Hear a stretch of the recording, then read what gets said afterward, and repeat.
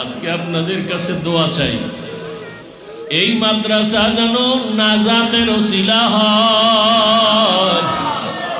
ওই গত কয়েকদিন আগে মুফতি মিজানুর রহমান সাইদ দামাত বারাকাতুহুম, মুফতি মাহফুজুল হক দামাত বারাকাতুহুম শাইখুল হাদিস সাহেবের সন্তান মুফতি আমিনী রহমাতুল্লাহ আলাইহির জামাতা মুফতি সাখাওয়াত হোসেন রাজি দামাত বারাকাতুহুম আসছিলেন। অনেক ওলামায়ে কেরাম নিয়া।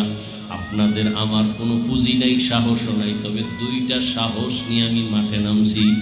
এক সাহস, আমি মাওলার কাছে চোখের পানি ছেড়ে কান্না করি।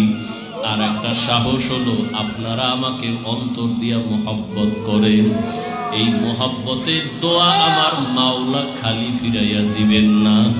এজন্য বিশাল ওই জায়গা আপনাদের মোহাব্বতের বায়না করেছি, কিন্তু একা একা ভোর রাতে কান্দি ও মালিক, এই সমুদ্রের ভিতরে কেমনে পাড়ি দিয়া কিনারায় যাব।